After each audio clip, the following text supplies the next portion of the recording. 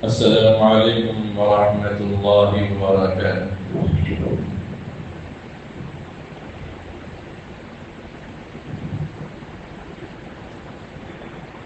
الحمد لله نحمده ونستعينه ونستغفره ونؤمن به ونتوكل عليه ونعوذ بالله من شرور أنفسنا ومن سيئات أعمالنا من يهده الله فلا مضل له ومن يضلله فلا هادي له ونشهد أن لا إله إلا الله وحده لا شريك له ونشهد أن سيدنا وحبيبنا ونبينا ومولانا محمدا عبده ورسوله. اللهم صل على محمد في أول كلامنا، اللهم صل على محمد في أوسط كلامنا، اللهم صل على محمد في آخر كلامنا، اللهم صل على محمد وعلى آله وأصحابه وأزواجه وآل بيته وذرياته أجمعين. أما بعد فأعوذ بالله من الشيطان الرجيم. بسم الله الرحمن الرحيم. إن أول بيت وضع للناس الذي بمكة مباركا وهدى للعالمين فيه آيات بينات مقام إبراهيم ومن دخله كان آمنا ولله على الناس حج البيت من استطاع إليه سبيلا ومن كفر فإن الله غني العالمين. أما بعد فقد قال الله تبارك وتعالى في القرآن المجيد: وأذن في الناس بالحج يأتوك رجالا وعلى كل ضامر يأتين من كل فج عميق. أما بعد فقد قال النبي صلى الله عليه وسلم: أحب البلاد إلى الله مساجدها. صدق الله مولانا العظيم وصدق رسوله النبي الكريم. نحن على ذلك من الشاكرين من الشاكرين. قابل قدر بزرگوں، عزیز نوجوان ساتھیوں، اللہ رب العزت کا بے انتہا فضل اور کرم، اس کا احسان عظیم ہوا. اللہ تبارک و تعالیٰ نے مجھے اور آپ کو ذی القعدہ کا مہینہ نصیب کیا. اللہ تبارک و تعالیٰ کی بہت بڑی نعمت، اللہ تعالیٰ نے ہمیں اس گرم موسم میں ٹھنڈا موسم بھی عطا کیا.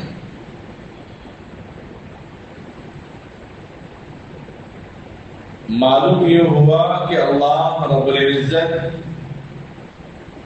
موسم کو گرما میں رکھ کر سرد بھی لا سکتے ہیں اور سرد موسم میں گرمی کا موسم بھی لا سکتے ہیں. موسم کا تبدیل ہونا وقت کے حساب سے نہیں، موسم کا تبدیل ہونا مہینے کے حساب سے نہیں، موسم کا تبدیل ہونا دنوں کے حساب سے نہیں، موسم کا تبدیل ہونا اللہ کے حکم سے ہوتا ہے، اللہ کی منشا سے ہوتا ہے، اللہ کے کون سے ہوتا ہے. اللہ جو چاہتے ہیں وہ کر کے امت کو بتا دیتے ہیں. ویسے قیامت کی نشانیوں میں سے ایک نشانی یہ ہے کہ وقت بے برکت ہو جائے گا. سال مہینے کے برابر، مہینہ ہفتے کے برابر، ہفتہ دن کے برابر، دن گھنٹے کے برابر، گھنٹہ ایک لمحے کے برابر چلا جائے گا.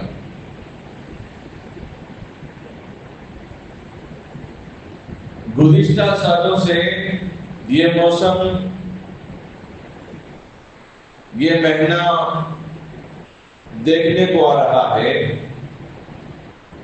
کہ جہاں مئی کے مہینے میں ایک آدھ بارش کے علاوہ تصور جہاں نہیں ہوتا تھا، کیا ایسا لگ رہا ہے کہ یہی جون کا مہینہ ہے؟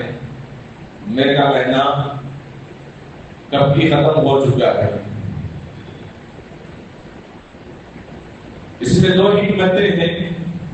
پہلی حکمت یہ ہے کہ اللہ کے لیے کوئی چیز مشکل نہیں ہے، جب چاہے وہ موسم کو ہیرا پھیری کر دے، جب چاہے رد و بدل کر دے، جب چاہے زیر و زبر کر دے، جب چاہے اوپر نیچے کر دے، جب چاہے آگے پیچھے کر دے، جب چاہے خلط ملط کر دے، جب چاہے اونچ نیچ کر دے، اس کے لیے کوئی رکاوٹ نہیں، اس کے لیے کوئی پوچھنے والا نہیں، اس کے برابر نہ کوئی ہے، نہ اس کے ہمسر کوئی ہے، وہ اکیلا ہے، وہ یکتا ہے، اپنے حکم سے فیصلے چلاتا ہے، اس کے خدائی میں کوئی شریک نہیں، اس کے مالک میں کوئی شریک نہیں، اس کے ربوبیت میں کوئی شریک نہیں، اس کے صفات میں کوئی شریک نہیں، اس کی طاقت میں کوئی شریک نہیں، اس کے کبریائی میں کوئی شریک نہیں، اس کے بنانے میں کوئی شریک نہیں، اس کے سجانے میں کوئی شریک نہیں، اس کے پیدا کرنے میں کوئی شریک نہیں، اس کے نظام چلانے میں کوئی شریک نہیں۔ وہ جب چاہے حکم دے سکتا ہے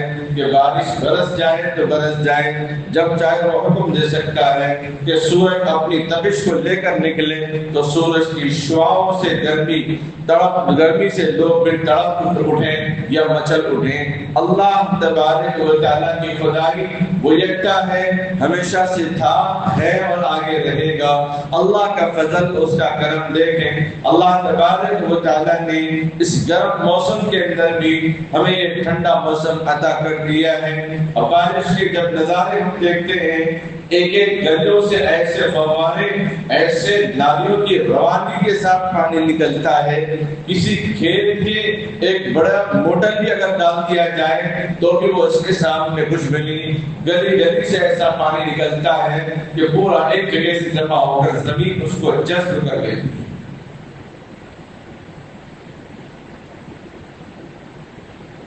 گرم ہوا یا گرم موسم کی وجہ سے کبھی شام کے وقت میں 4 5 یا بعد اثر کے اپنے ذہن کو ٹھنڈا کرنے کے لیے تھوڑا سا پانی کیا چھڑکتے ہیں، اس میں وقت بھی لگے گا، طاقت بھی لگے گی، قوت بھی لگے گی، پھر اپنا دماغ کا استعمال ہوگا، پھر بڑی محنت اور مشقت کے بعد کچھ ٹھنڈک انسان صحن میں بیٹھ کے محسوس کر سکتا ہے۔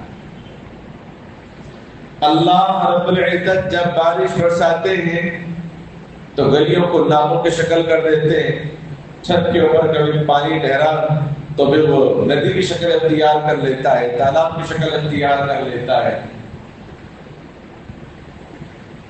مطلب یہ ہے کہ اللہ تبارک و تعالیٰ کی نعمت صرف ہمارے کھانے پینے میں نہیں، اللہ کی نعمت صرف ہماری زندگی میں نہیں، اللہ کی نعمت صرف ہماری اولاد میں نہیں، اللہ کی نعمت صرف ہمارے رشتہ داریوں میں نہیں، اللہ کی نعمت صرف ہمارے صحت میں نہیں، اللہ کی نعمت یہ بھی ہے کہ ہمارے لیے موسم کو ہموار کر دیا، اللہ کی نعمت یہ بھی ہے کہ زمین کو ہمارے لیے بچھا دیا، اللہ کی نعمت یہ بھی ہے کہ اللہ نے ہمارے لیے آسمان کو اٹھا دیا، پہاڑوں کو زمین پہ میٹ بنا کے ٹھونک دیا۔ اللہ کی بہت بڑی نعمتیں ہیں۔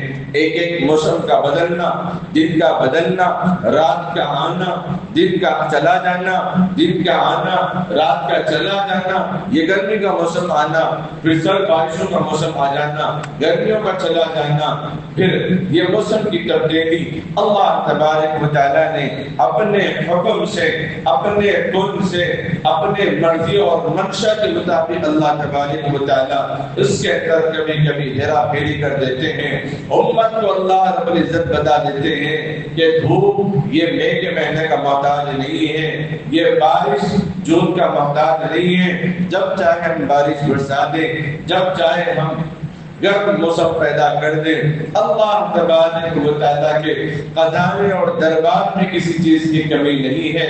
اللہ خالق و یکتا ہے، وہ مالک ہے، وہ بادشاہ ہے۔ قل اللہم مالک الملک تؤتی الملک من تشاء وتنزع الملک ممن تشاء۔ اللہ تبارک و تعالیٰ مالکوں کا مالک ہے، بادشاہوں کا بادشاہ ہے۔ عزت اس کے ہاتھ میں، ذلت اس کے ہاتھ میں، رسوائی اس کے ہاتھ میں، بادشاہوں کی بادشاہی اس کے ہاتھ میں ہے۔ اللہ تبارک و تعالیٰ نے ہمیں اور آپ کو دنیا کے اندر یہ ساری نعمتیں دے کر دنیا کے اندر بھیجا، اور سب نعمتوں کو اللہ نے انسان کے لیے پیدا فرمایا ہے، اور انسان کو اللہ نے اپنی عبادت کے لیے پیدا کیا، اپنی اطاعت کے لیے پیدا کیا، اپنی فرمانبرداری کے لیے پیدا کیا، اپنے حکم پر چلنے کے لیے اللہ رب العزت نے پیدا فرمایا ہے۔ اللہ تعالیٰ یہ خالق ہے، یہ مالک ہے، دونوں جہاں کا، سارے جہاں کا، سات آسمان اور سات زمین کا اور ان کے درمیانوں کا۔ اس کا حکم وہاں بھی چلتا ہے، یہاں بھی چلتا ہے، زمین کی تہ میں بھی اس کا حکم چلتا ہے۔ اللہ تبارک و تعالیٰ نے بندوں کو پیدا کر کے اپنا رشتہ ناتا دیا، اپنا تعلق دیا، اپنی نسبت دی، اپنی انسیت دی۔ اگر دی ہے تو کس شکل میں دی ہے؟ وہ کلمے کی شکل میں عطا کیا، وہ نماز کی شکل میں عطا کیا، وہ روزے کی شکل میں عطا کیا، وہ زکات کی شکل میں عطا کیا، وہ حج کی شکل میں عطا کیا، وہ عبادتوں کی شکل میں، وہ تلاوتوں کی شکل میں، وہ ذکر و اذکار کی شکل میں اللہ نے اپنا تعلق بتا دیا۔ اور اللہ تبارک و تعالیٰ نے قرآن کریم کے اندر صاف واضح الفاظ میں بیان فرمایا، إِنَّ أَوَّلَ بَيْتٍ وُضِعَ لِلنَّاسِ لَلَّذِي بِبَكَّةَ مُبَارَكًا وَهُدًى لِّلْعَالَمِينَ۔ اور وہ زمین پر اللہ تبارک و تعالیٰ نے بے شک جو پہلا گھر اللہ تبارک و تعالیٰ نے لوگوں کی عبادت کے لیے بنایا، اول بیت وضع للناس، لوگوں کے لیے جو بنا رکھا ہے، ببکۃ مبارکا وہدی للعالمین، جس کو مکہ شہر کہا گیا، مکہ بعد میں رکھا گیا، پہلے مکے کا نام بھی مکہ۔ قرآن کریم نے اس کا لفظ استعمال فرمایا، جو بابرکت جگہ ہے، بارحمت جگہ ہے، باوسعت جگہ ہے، بجلال جگہ ہے، اللہ نے وہاں بہت سکون و اطمینان رکھا ہے۔ اللہ تبارک و تعالیٰ نے جہاں بندے کو پہلا کلمہ جو ذکر کر کے فرمایا، بنی الاسلام علی خمس اولھا لا الہ الا اللہ محمد رسول اللہ، اسلام کا بنیادی کلمہ پہلا کلمہ طیبہ ہے۔ اگر اس کو مانے بغیر کوئی آدمی ایمان لاتا ہے، نہ ایمان مکمل ہے۔ اس کو پڑھے بغیر کوئی یقین کرتا ہے، اس کا یقین نامکمل ہے۔ اس کو پڑھے بغیر کوئی عبادت کرتا ہے، اس کی عبادت نامکمل ہے۔ اسی لیے اللہ تبارک و تعالی نے کلمہ لا الہ الا اللہ کی بنیاد کو پہلی سیڑھی قرار دیا، پہلا بنیاد قرار دیا، پہلا فاؤنڈیشن قرار دیا، پہلی سیڑھی قرار دیا۔ جب بندہ کلمہ پڑھتا ہے اس پر نماز دوسرا رکن ہے، نماز کا فرض ہو جاتا ہے، چاہے اس کو سورتیں آتی ہو یا نہ آتی ہو۔ یاد اندازہ لگائے، سورے بھی اگر یاد نہ ہو تب بھی نماز فرض ہے۔ اگر کوئی ابھی اسلام قبول کر لیا تو جمعہ کی نماز فرض ہے، عصر کی بعد اسلام قبول کیا تو عصر کے بعد قبول کیا، مغرب کا وقت شروع ہوا تو مغرب کی نماز فرض ہے۔ اب کہیں گے کہ خطیب صاحب اس کو تو کچھ آتا نہ جاتا، نہ کلمہ اس کو یاد ہے تو سورت دور کی بات ہے، کلمہ ہی اس کو یاد نہیں ہے۔ شریعت نے کہا اگر اس کو کچھ بھی نہ آتا ہو، ابھی اس نے اسلام قبول کر لیا یا اسلام مسلمان ہے، کچھ بھی نہ آتا ہو، اب جذبہ پیدا ہوا اس کے اندر، اب میں نماز پڑھ لوں، اب میں نماز پڑھوں، تو اللہ تبارک و تعالیٰ نے حکم دیا، شریعت نے اس کو طریقہ بتا دیا، صرف اس کو اللہ اللہ کہہ کر نماز مکمل کرنا ہے، لیکن نماز معاف ہے۔ اگر سنتے بھی یاد نہ ہو، وہ تنہا نماز پڑھتا ہے تو صرف لفظ اللہ کے ساتھ اپنی نماز کو وہ مکمل کرے گا۔ یہ اسلام کا دوسرا رکن۔ تیسرا رکن ہے माह सियाम रमजान मुबारक के रोजे जो उम्मत पर अल्लाह तबारक व तआला ने फर्ज फरमाए हैं, बीमारी की हालत में, सफर की हालत में बाद में रोजा रखने का हुक्म दिया, लेकिन माफ नहीं है। और चौथा हुक्म है, शरीयत ने हुक्म दिया अक़ीमुस्सलाह व आतुज़ ज़कात, उसके बाद ज़कात का हुक्म दे दिया। ज़कात अदा न करने वाला अगर कोई ऐलान कर दे कि मैं ज़कात अदा नहीं करूंगा, तो अबू बकर सिद्दीक रज़ी अल्लाह तआला ने उसके लिए जिहाद का ऐलान कर दिया कि तुम शरीयत की मुखालफत करते हो, शरीयत से तुम इनकार करते हो। तो तीसरा रुकन है ज़कात का अदा करना। और चौथा रुकन है ज़कात का अदा करना। तीसरा रुकन रोजा रखना है। दूसरा नमाज है। पहला कलिमा तय्यबा है। और पांचवा रुकन है हज बैतुल्लाह। कुरान करीम ने हज के अमाल को भी जिक्र किया, हज की फर्जियत को भी बयान फरमाया, हज के तरीके को भी बयान फरमाया, हज के जज्बात को भी कुरान करीम ने बयान फरमाया। वलिल्लाहि अलन्नासि हिज्जुल बैत मन इस्तताअ इलैहि सबीला।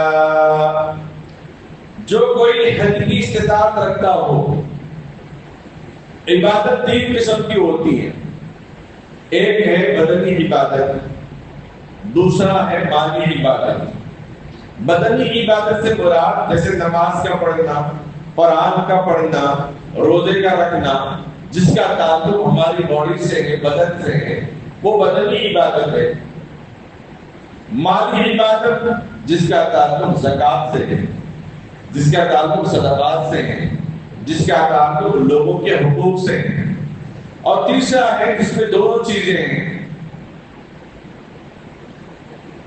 माली इबादत भी है, बदनी इबादत भी है, जिसका ताल्लुक हज बैतुल्लाह से। आदमी अपना सरमाया भी लगाता है, अपना माल भी लगाता है और हज भी करता है, इबादत भी करता है, तवाफ भी करता है, मिना भी जाता है, मुज़दलिफा भी जाता है, मस्जिद नबवी में नमाज भी पढ़ता है, जुमेरात में 3 दिन कंकनियां भी मारता है। तो ये हज की जो इबादत है, ये इस्लाम का 5वां रुकन फर्ज है। किसके लिए? वलिल्लाहि अलन्नासि हिज्जुल बैत मन इस्तताअ इलैहि सबीला। जो मक्का मुकर्रमा जाने की ताकत रखता हो, इस्तिताअत रखता हो, उसके लिए हज फर्ज करार दे दिया गया। अल्लाह तबारक व तआला ने हज के जरिए से गोया अल्लाह तबारक व तआला का जो मुक़द्दस मकाम, मुक़द्दस घर है, इन्ना अव्वल बैतिन वुदिअ लिन्नासि लल्लज़ी बिबक्कता मुबारकन। जिस तरह हम अपने घरों के अंदर मेहमान आते हैं तो हम उनका इस्तकबाल करते हैं, जिससे हमारा ताल्लुक गहरा होता है, राब्ता रहता है। हम उनके घर जाना पसंद करते हैं। अल्लाह से हमारा ताल्लुक है, अल्लाह से हमारा ताल्लुक है, इबादत के जरिए भी ताल्लुक है। बंदा इबादत करे तब भी ताल्लुक है, बंदा इबादत न करे तब भी ताल्लुक है। बंदा खुदा को याद करे या न करे, लेकिन उसका ताल्लुक बरकरार है। उस खुदा के घर जाने के लिए बंदे का दिल बेकरार होना चाहिए, बंदे का दिल बेचैन बेकरार होना चाहिए। क्या है? जिस खुदा ने मुझे पैदा किया, जिस खुदा ने मुझे मेरे माँ बाप को पैदा किया, जिस खुदा ने मुझे सेहत दी, जिस खुदा ने मुझे माल दिया, जिस खुदा ने मुझे आंखें दी, जिस खुदा ने मुझे जिस्म के आधा सही साथ बनाए हैं, क्या मैं उस खुदा के घर का दीदार न करूं, उस खुदा के घर की इत्तेबा न करूं, उस खुदा के घर की इताअत न करूं? तो इसके लिए इंसान के अंदर वो जज्बा होना चाहिए जो इस्लाम की बुनियाद को 5 रुकनों पर अल्लाह तबारक व तआला ने रखा है। तो जो आने जाने की सफर की इस्तेताअत रखता हो, उसके लिए अल्लाह रब्बुल इज्जत ने हज बैतुल्लाह को फर्ज करार दे दिया गया है। और एहराम के जरिए अल्लाह तबारक व तआला ने इज्तिमाइयत का अमाल बता दिया कि लोग एहराम बांध के निकलते हैं। कोई अपने घर से एहराम बांध के निकलता है, कोई एयरपोर्ट میں جانے کے بعد احرام کی نیت کرتا ہے، پھر وہاں حدود پر پہنچنے سے پہلے احرام کی نیت کر کے داخل ہو جاتا ہے، سارے لوگوں کا احرام ایک ہی ہے، ایک ہی لباس ہے۔ بتانا یہ مقصد ہے اللہ رب العزت کا، مرضی ہر جگہ میری چلے گی۔ جب میں نے کہا کہ احرام اتار دو تو تمہیں احرام اتارنا ہے، جب میں نے کہا احرام باندھ لو تو احرام باندھنا ہے۔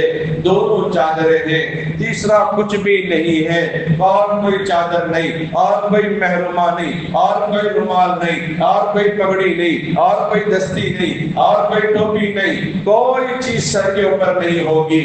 بے یار مددگار اپنے دو کفن کے کپڑوں کے مانند سفید چادر لے کر پھرتا رہے گا، اور انتقال ہوا تو اسی میں اس کو دفن کر دیا جائے گا۔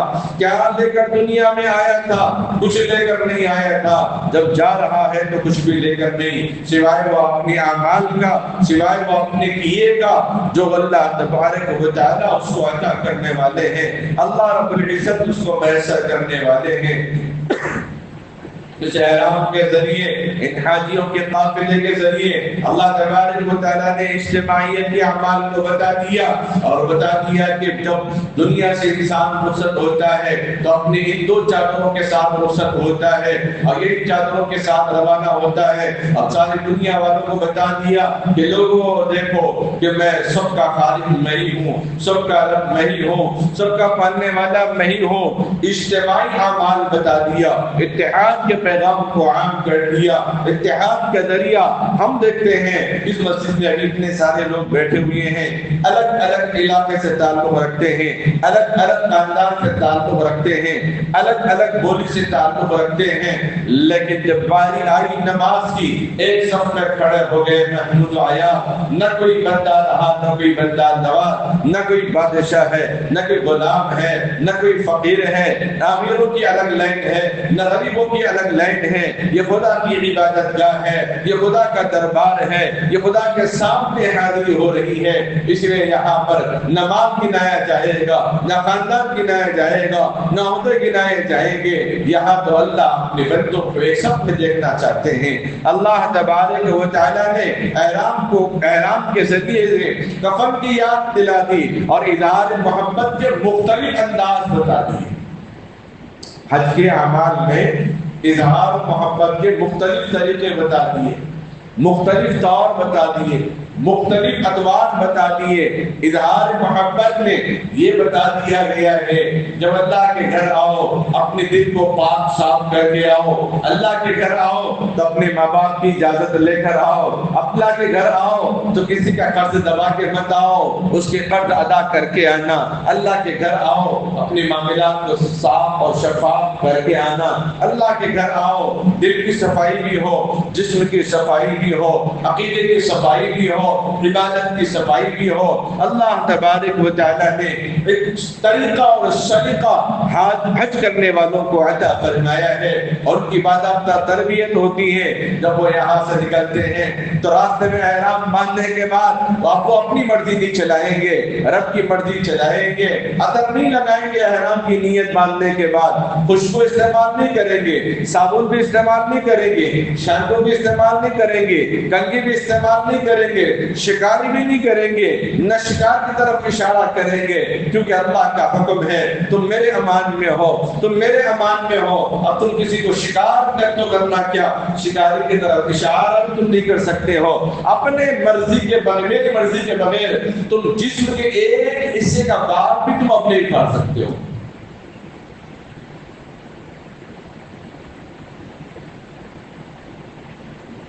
یہی سے اللہ تبارک و تعالیٰ نے امت کو بتا دیا۔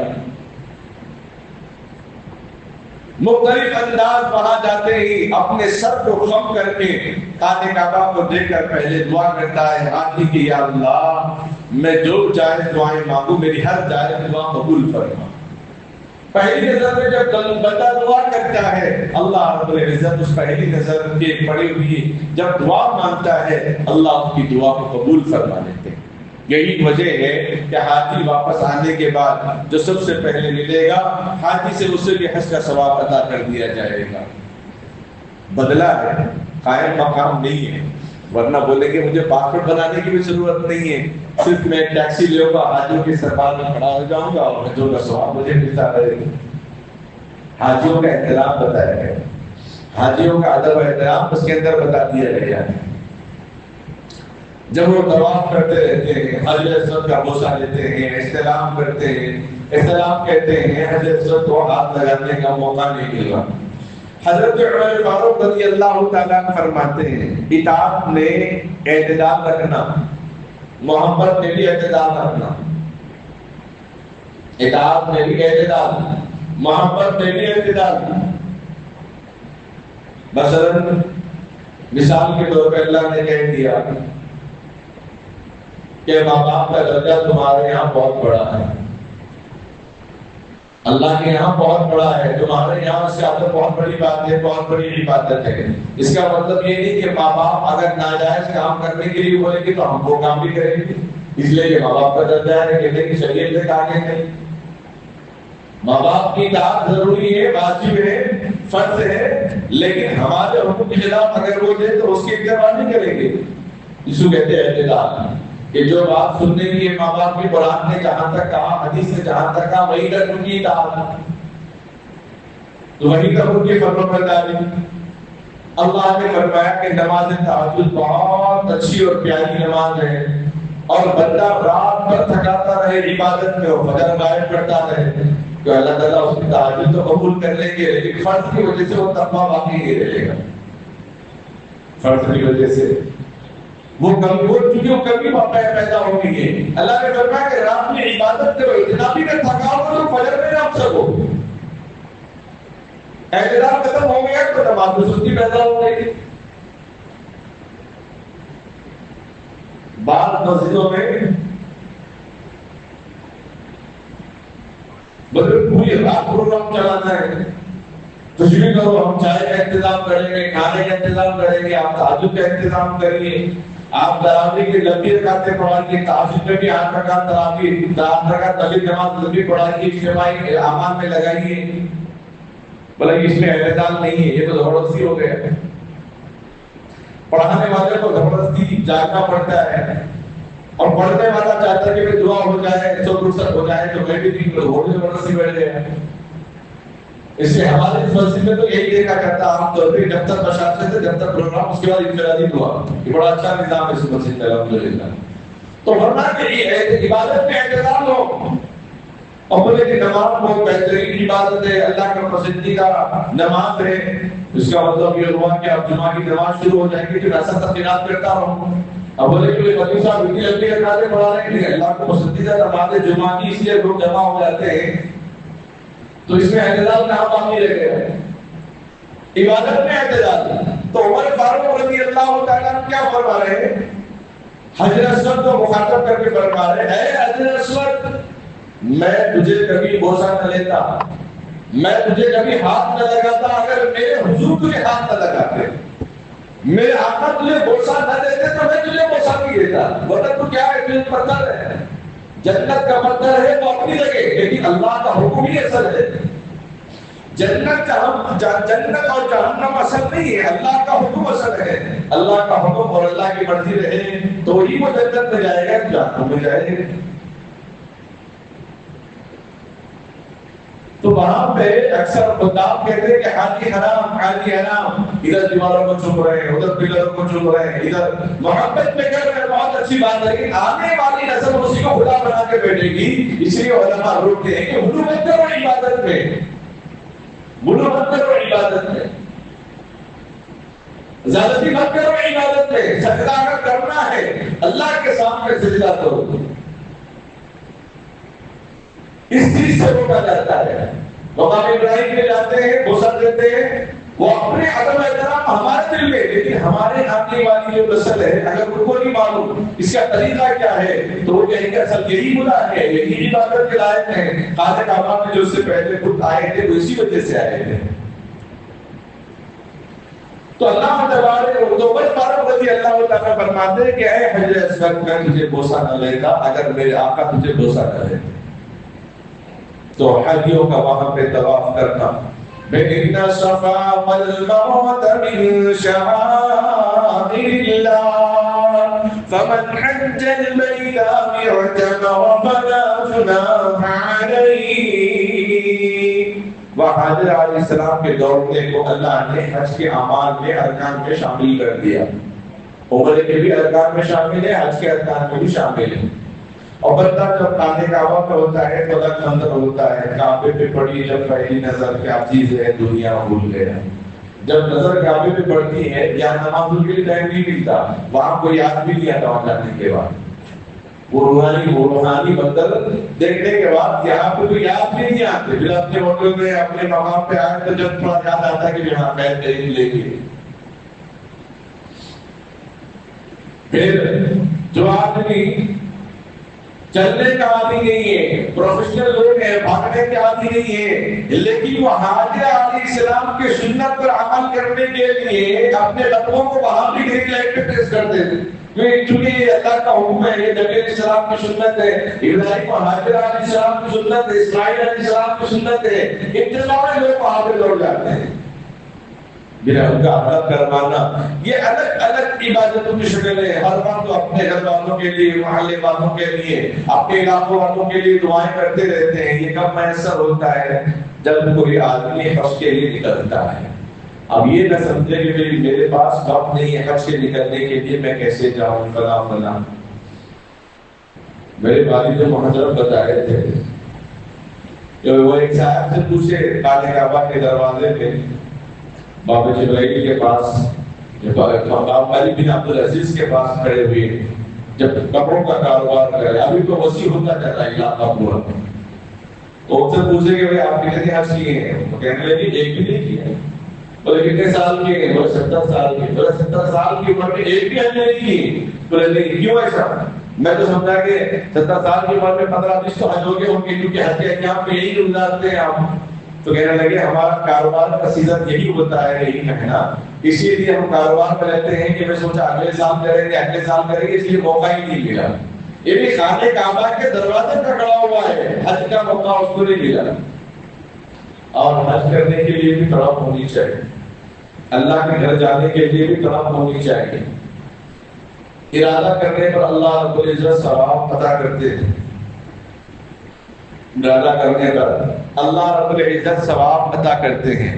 اگر کوئی دوست کسی دوست سے کہیں میرے پاس پیسہ ہے, میں ارادہ کروں بزنس میں شیئر کروں کیا لگاؤں, تو اس کے بھرپور فون آتے رہیں گے جب تک اس کی جیب خالی نہ ہو. میں آپ پیسے لگانے والے تھے نا, آپ کے پاس پیسہ نہ, تھوڑا خرچہ تو ہونا ہے تو جو ہے میرے بزنس میں جو لگا دو ذرا. جب بندہ ارادہ کرتا ہے اے اللہ مجھے حج کی توفیق دے, میں حج کرنا چاہتا ہوں, تو اللہ تعالیٰ اس کے لیے راستے عطا فرماتے ہیں. اچھا, اور مزے کی بات یہ ہے, جس طرح نکاح کرنے سے گھر میں برکت پیدا ہوتی ہے, اسی طریقے سے آدمی جب حج کرتا ہے تو اس حج کی وجہ سے جو اس کے مال دولت میں برکت ہوتی ہے. جی ہاں, کبھی ایسے سننے کو نہیں ملا کہ آدمی حج کر کے آیا اور فاتح کی موت مرا ہو. ہاں, اگر وہ تجارت یا کاروبار غلط طریقے سے کر لیا یا کسی کے دھوکے میں آ گیا تو الگ بات ہے, کیونکہ وہ سود تو شرعی اعتبار سے ہر حال میں حرام ہے. لیکن کسی حاجی کی یہ شکایت نہ ہمیں دیکھنے کو ملی نہ ہمیں سننے کو ملی, اللہ تبارک و تعالیٰ نے اس کے اندر وہ برکت رکھی. جب آدمی کدریاں مارتا ہے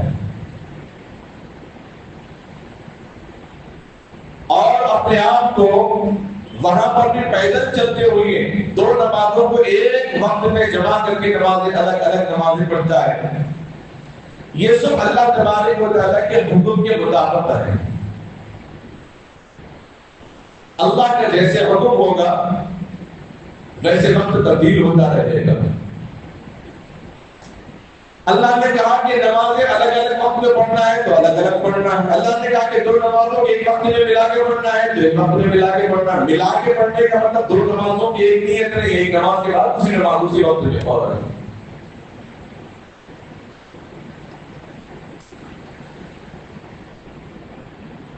مستقل فرشتوں کی جماعت جو حاجیوں کے مسافر کے لیے ان کی دعاؤں کو آمین کہنے کے لیے ہوتی ہے. حضرت عمر رضی اللہ تعالیٰ فرماتے ہیں اگر کوئی حج کرنے کی طاقت رکھتا ہو پھر بھی اگر وہ حج نہ کرے، اس حال میں وہ دنیا سے رخصت ہو جائے، تو مجھے نہیں معلوم وہ یہودی بن کے مرا یا نصرانی بن کے مرا۔ اسی لیے اللہ نے مان دیا، دولت دی، تو اس کو پہلی فرصت میں حج کرنا چاہیے۔ اگر کوئی کہے کہ نہیں لڑکیاں ہیں ان کے نکاح کے بعد جاؤں گا، یہ عذر شرعی عذر نہیں ہے، یہ عذر اللہ کے یہاں قابل قبول نہیں ہے۔ سارا نظام چلانے والے اللہ ہیں، جو اللہ کے گھر آئے کہ اللہ تعالیٰ اس کے گھر کو ضائع کر دیں گے؟ نہیں کریں گے۔ تو شرعی اعتبار سے جو لوگ عذر کرتے ہیں کہ بچیاں ہیں شادیوں کے لیے، اس کے بعد جانے کا ارادہ ہے، یہ شرعی عذر قابل قبول نہیں ہے۔ آدمی مالدار ہے، بیمار ہو رہا ہے، تو اس کو حکم ہے کہ وصیت کر جائے اپنی اولاد کو، اگر میں اس بیماری میں مر جاؤں میرے مال میں سے کوئی حج بدل کر لے۔ جیسے کسی کا انتقال ہوتا ہے تو پہلے قرضہ ادا کر دیا جاتا ہے، وراثت تقسیم ہونے سے پہلے کچھ مول بلز رہ گئے ہیں، کچھ قرضہ رہ گیا ہے کسی کا، وہ ادا کر دیا جاتا ہے۔ اسی طریقے سے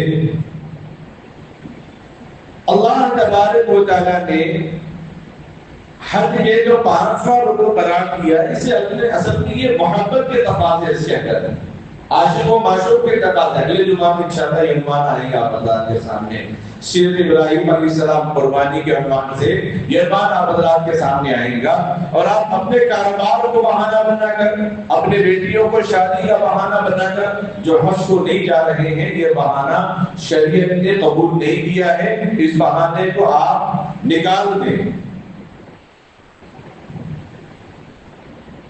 اور حج ادا کرنے سے پہلے جو اپنے قرض جات ہیں ان قرض کا ادا کرنا بھی بہت ضروری ہے، اور حج کے لیے بڑھاپے کا انتظار کرنا یہ غلط بات ہے، یہ عقیدے کے بھی خلاف ہے۔ کیا ضروری ہے کہ ہم بڑھاپے کا زندہ رہیں گے؟ کیا دنیا میں ہر آنے والا شخص بڑھاپے کے بعد مرا؟ بڑھاپے کے بعد کیا اس کی موت آئے گی؟ تو اسی لیے یہ غلط بیانی بھی ہمارے اندر اپنے دلوں سے نکال دے۔ جب ایک مرتبہ حج ہو چکا ہے تو اس کے بعد جتنے بھی حج کرے گا وہ سارے کے سارے حج نفل ہی قرار دے دی جائیں گے۔ ہاں، اگر ہمارے ماں باپ کے لیے نام پر کوئی حج کر رہا ہے، ماں باپ نے کبھی حج نہیں کیا تو وہ حج بدل مانا جائے گا۔ اور اسی طریقے سے جب آدمی پر حج فرض ہوتا ہے تو وہی پہلے حج ادا کرے، اس کے بعد اپنے ماں باپ کو حج ادا کرے، یا اگر استطاعت ہے اس کے بعد تو ماں باپ کو ساتھ میں لے کر جائیں۔ یہ نہیں کہ پہلے میں ماں باپ کو حج کراؤں گا اس کے بعد میں حج کر لوں گا، نہیں، کیونکہ پہلے اس کے اوپر حج فرض ہوا ہے تو پہلے اس کا حج ہوگا۔ اگر استطاعت ہے تو ساتھ میں ماں باپ کو بھی حج کو لے کر جائے گا۔ آدمی ارادہ کرتا ہے تو اللہ پہنچا دیتے ہیں۔ گنٹور کی ایک صاحب ہے، پمچر کا کام کرتے ہیں، آج سے تقریباً 6 سال یا 10 سال پہلے کی بات ہے، وہ ہر سال حج ہو جاتے تھے، کبھی ماں کے ساتھ، کبھی والد کے ساتھ، کبھی بہن کے ساتھ، کبھی بچوں کے ساتھ۔ میں نے ان سے ملاقات کی، ہر سال حج ہو جاتے تھے کسی نہ کسی کے ساتھ۔ میں آپ سرمایہ کرنا اپنی بات جمع کیسے ہوتا تھا؟ بولے اسی جو آمدنی ہوتی تھی اس میں سے 20% نکال کے میں اللہ کے گھر کے سفر کے لیے رکھ دیتا تھا۔ یوں تجارت میں برکت ہوتی تھی اور روز اللہ میرا علاقہ چلتے رہتا تھا، اس کی وجہ سے ثواب میں بھی وہ شامل ہے۔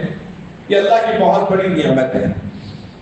عبداللہ ابن مبارک رحمۃ اللہ علیہ بہت بڑے پائے کے بزرگ گزرے ہیں۔ جب حج کا قافلہ ان کا روانہ ہو رہا تھا تو دیکھا کہ ایک چھوٹی معصوم سی بچی مردار مرغی کو لے کر جا رہی ہے۔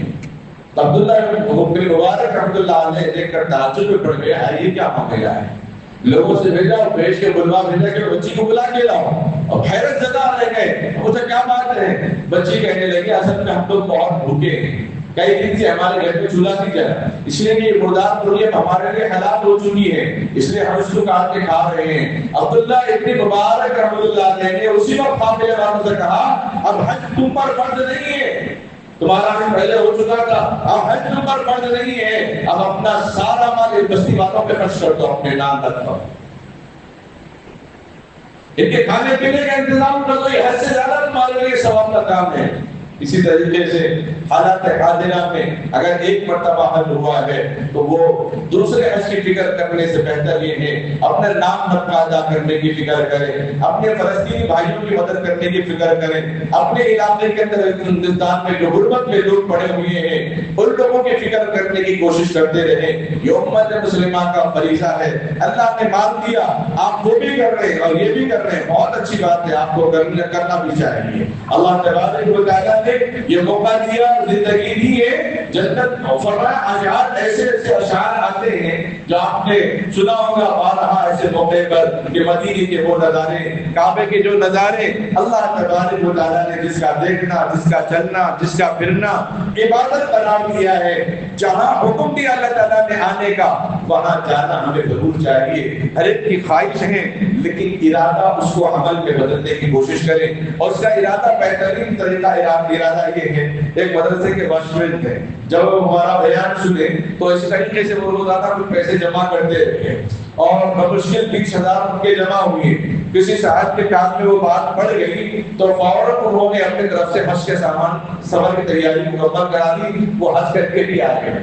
ارادہ کا سرمایہ نہیں کا ارادہ اللہ تبارک و تعالیٰ نے ارادہ کرنے سے عمل تک پہنچا دیا ہے۔ ہمارے پاس مال ہے الحمدللہ، زمینات بھی 5-6 ہیں اور مکانات بھی الحمدللہ ہے، لیکن جاننے کی توفیق نہیں ہو رہی۔ اس کے لیے کیا کرنا ہے؟ جمعرات یا جمعہ کو ایک اللہ بنانا ہے، یا پھر 2 رکعت نماز پڑھ کے اللہ سے دعا کرنا ہے، اللہ ایسے راستے بنا دے کہ میرا سفر حج میرے لیے آسان ہو جائے۔ اللہ سے خوب دعا کیجیے، اللہ تعالیٰ ہم تمام امت مسلمہ کو اسلام کا جو رکن 5 رکن ہے اس پر عمل کرنے کی توفیق عطا فرمائے، آمین۔ باخر دعوانا الحمدللہ رب العالمین۔ حج کے متعلق جو باتیں آپ حضرات کے سامنے آئی ہیں اس بات کو ذہن میں رکھیں، حج اسلام کا ایک 5واں رکن آخری فریضہ ہے جس کو اللہ تعالیٰ نے وَلِلَّهِ عَلَى النَّاسِ حِجُّ الْبَيْتِ مَنِ اسْتَطَاعَ إِلَيْهِ سَبِيلًا۔ سبیل کے معنی آتے ہیں راستہ، استطاعت کے معنی آتے ہیں کیپیسٹی، طاقت، مالی اعتبار سے، صحت کے اعتبار سے، جس کو اللہ تعالیٰ نے جو طاقت دی ہے اگر سفر کے اخراجات برداشت کر سکتے ہیں تو ان کے اوپر اللہ تعالیٰ نے حج فرض قرار دیا ہے۔ تو اسی لیے جن کو اللہ نے مال دولت دی وہ اس سال اگر موقع ہو جائے یا اگلے سال جانے کا وہ ضرور ارادہ کریں۔ اللہ تبارک و تعالیٰ سے عقیدے کو قبول فرمائے، ہم سب کو اللہ تعالیٰ حج کی فرضیت کی سعادت ہم سب کو اللہ تعالیٰ توفیق عطا فرمائے۔ خود اللہ کے نبی صلی اللہ علیہ وسلم کی ذی الحجہ کے اس مہینے میں، ذی قعدہ کے اس مہینے میں کم سے کم 5 عمرے کی، اس کے بعد آپ صلی اللہ علیہ وسلم نے حج فرمایا ہے۔ تو اسی لیے اس کا خاص اہتمام کریں، اس کو یوں سمجھیں موقع ملے کب دیکھیں گے، بڑھاپے میں دیکھیں گے، فرصت میں دیکھیں گے۔ جس طرح نماز فرض ہے، روزہ فرض ہے، اسی طریقے سے حج جس کو اللہ تعالیٰ نے طاقت دی ان کے اوپر بھی حج فرض ہوا ہے۔ تو 24 گھنٹے اس بارے میں فکر کریں، اس سے پہلے کہ موت آ جائے تو اللہ کو ہم کیا جواب دیں، اس بات کا خاص خیال رکھتے رہیں۔ اور ملک ہندوستان کے اندر اب جو احتیاط ہے اس سلسلے میں جو باتیں اخبار کے ذریعے سے آپ لوگ بہت سارے دیکھ رہے ہوں گے، میڈیا کے ذریعے سے بھی، لیکن بہت سارے وہ باتیں جو گنگا جمنا تہذیب کے سلسلے میں جو باتیں ہیں وہ آپ تک اس کی خبریں نہیں پہنچ رہی۔ جیسا کہ کل یہ خبر آئی پونے کے اندر بارش ہو رہی تھی، پڑوس میں غیر مسلم کا نکاح ہو رہا ہے اور ایک مقام پہ مسلمان لڑکے کا ولیمہ ہو رہا تھا، اور بارش اتنی زوردار کی تھی کہ وہ ہندوؤں کا جو ٹاپ ہے جو بنا ہوا ہوتا ہے پتوں سے وہ اڑ کر چلا گیا اور بھی گیا پورا۔ تو شادی کینسل ہونے والی تھی، لیکن مسلمانوں نے اپنا شادی خانہ ان کو دیا کہ نہیں آپ یہاں آ کر شادی کر سکتے ہیں، ہم آپ کے انتظامات کریں گے۔ تو لوگوں نے بہت سراہا اس کو، لیکن میڈیا نے اس کو نہیں دکھایا۔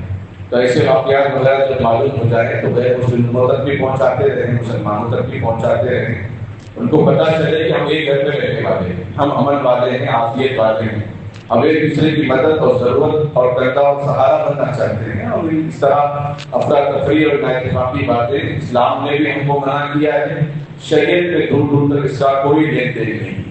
بہرحال اس بات کا خاص خیال رکھیں اور حج کا بھی آپ ارادہ کرتے رہیں۔ جیسے مسجد بن گئی تھی اس وقت میں نے ایک مرتبہ ایسے کہہ دیا کہ مسجد صاحب بھی بہت بڑی خدمت کر رہے ہیں، ان کو بھی عمر کو پہنچانا چاہیے۔ استطاعت نہیں کی، کبھی انہوں نے ارادہ بھی نہیں کیا میرے بولنے کا، اللہ تعالیٰ پہنچا دیا الحمدللہ۔ مسجد کے ذمہ داروں کی محنت اور مشقت لوگوں کے جستجو کے ذریعے سے الحمدللہ وہ عمرہ کر دیا ہے۔ جو اللہ کی دین کی خدمت میں لگے رہے، تصور نہیں کرے کہ میں خانہ کعبہ جا کے دیکھ کر آؤں گا، مدینہ جا کے آؤں گا، اللہ تعالیٰ پہنچا دیا الحمدللہ۔ وہ آگے تو اسے لیے ہم بھی ارادہ کریں کہ حج کی فرضیت ادا کرنا بہت ضروری ہے۔ جس طرح نماز جمعہ چھوڑنے سے جو فکر ہمیں ہوتی ہے، اس سے کہیں زیادہ فکر ہمیں حج کرنے کی فکر بھی ہونا چاہیے، کیونکہ وہ بھی بڑی فرض ہے جو فرض ہم نمازیں ادا کر رہے ہیں۔ اللہ تعالیٰ ہم سب کو اسلام کے 5 ارکان پر چلنے عمل کرنے کی توفیق عطا فرمائے۔ درود شریف پڑھیں۔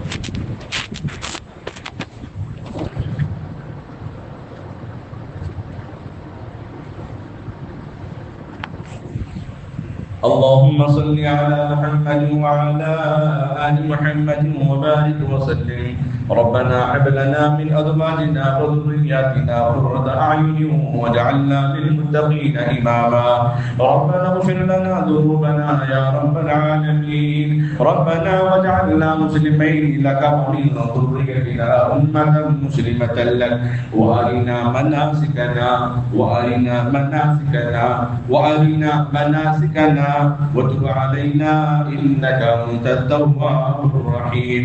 هو الله الذي لا إله إلا هو الأول والآخر والظاهر والباطن وهو بكل شيء عليم۔ اے اللہ ہم سب کے گناہوں کو معاف فرما، اے اللہ خطاؤں سے درگزر فرما، اے اللہ گناہوں سے بچنے کی توفیق عطا فرما، نیکی کرنے کی سعادت عطا فرما۔ اے اللہ اسلام کے 5 ارکان پر عمل کرنے والا بنا، اے اللہ اسلام کے 5 ارکان پر چلنے والا بنا، اے اللہ اسلام کے نہج پہ زندگی گزارنے کی توفیق عطا فرما۔ اے اللہ جو حاجی حج کرنے کے لیے نکل چکے ہیں، نکل رہے ہیں، نکلنے والے ہیں، اے اللہ جو مشقتیں ہوں اس پر صبر کرنے والا بنا۔ اس مشقت کا نام ہی حج ہے۔ جو حاجر علیہ السلام نے مشقت کو برداشت کیا لیکن تجھ سے کبھی شکایت نہیں کی۔ ابراہیم علیہ السلام نے صبر کا اہتمام کیا لیکن کبھی کسی سے شکوہ شکایت نہیں کی۔ اے اللہ حاجیوں کے لیے آسانیوں کا معاملہ عطا فرما۔ اے اللہ اپنی استطاعت کے مطابق عبادت کی توفیق عطا فرما۔ وقت کو غنیمت جاننے والا بنا، وقت کی قدر کر کے عبادتوں میں اے اللہ منہمک ہونے کی توفیق عطا فرما۔ جتنے حجاج اکرام جو نکل دعائیں کر رہے ہوں گے ان سب دعاؤں میں اے اللہ ہم غریبوں کو، ہم گنہگاروں کا بھی حصہ عطا فرما۔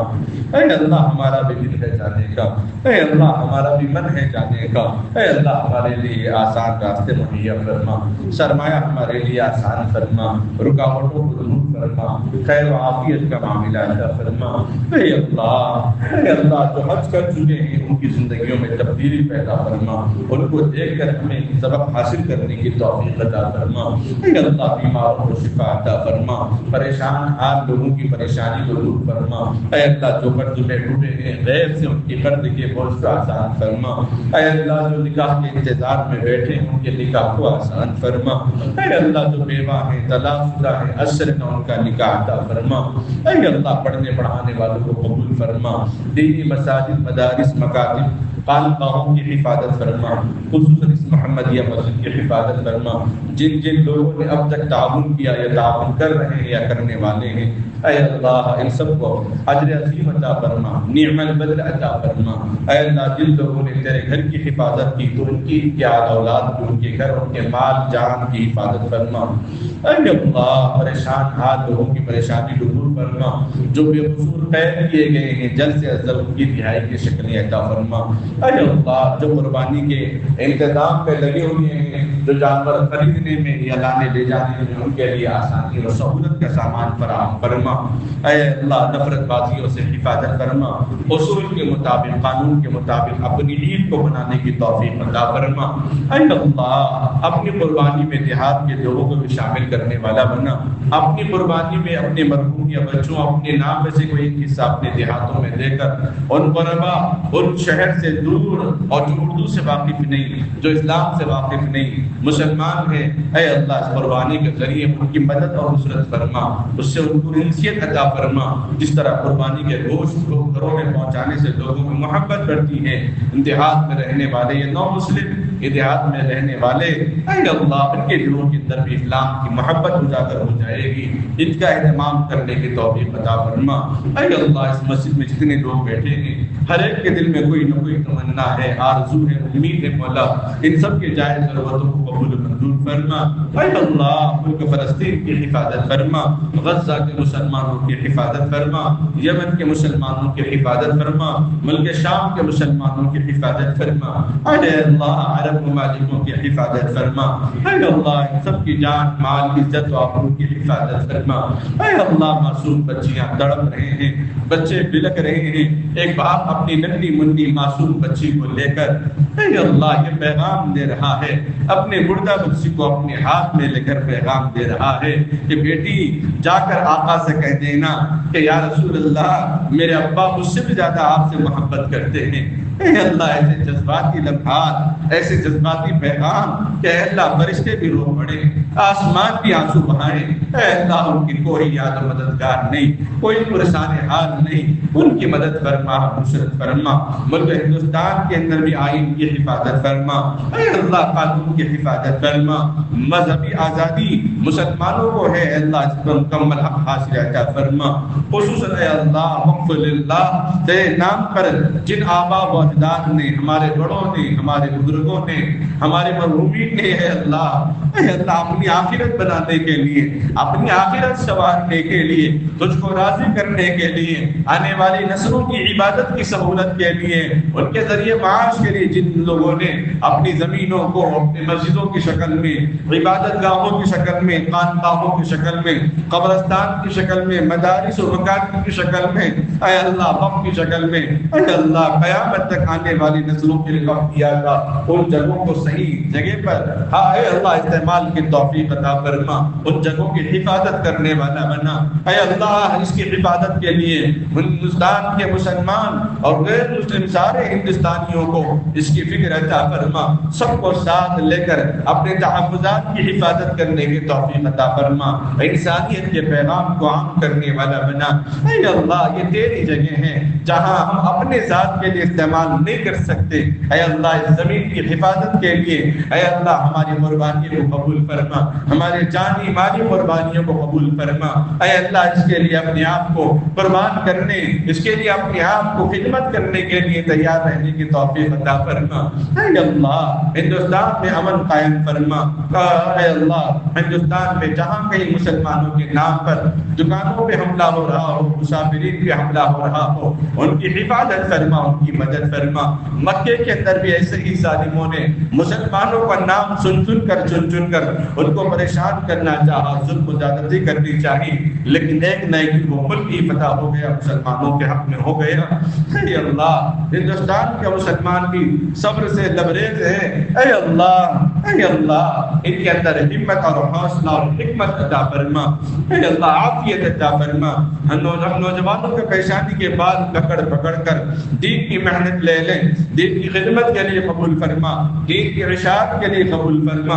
اے اللہ یہ مسلمانوں کی ٹوپیوں کو رون کر دونوں نوجوان مسلمانوں کو مار کے اپنے ویڈیو کو سوشل میڈیا پہ ڈال کے مسلمانوں کو برگلانا چاہتے ہیں، مسلمانوں کو دھمکانا چاہتے ہیں، لیکن اے اللہ تیری ذات کے علاوہ کسی کے سامنے نہ ہم جھکنے والے ہیں نہ ڈرنے والے ہیں، ایسا پرحکمت ہم سب کو عطا فرما، پرعزم ہم سب کو عطا فرما۔ اے اللہ جتنے لوگ مسجد میں بیٹھے ہیں ہر ایک کی دعا، ہر ایک کی دل کی تڑپ ہے، جائز مقاصد میں کامیابی عطا فرما۔ اس دعا کو اپنے فضل و کرم سے نبی اکرم صلی اللہ علیہ وسلم کے صدقہ فعل قبول و منظور فرما۔ وصلی اللہ تعالی علی خیر خلقہ محمد وعلی آلہ واصحابہ وازواجہ واہل بیتہ وذریاتہ اجمعین برحمتک یا ارحم الراحمین والحمد للہ رب العالمین۔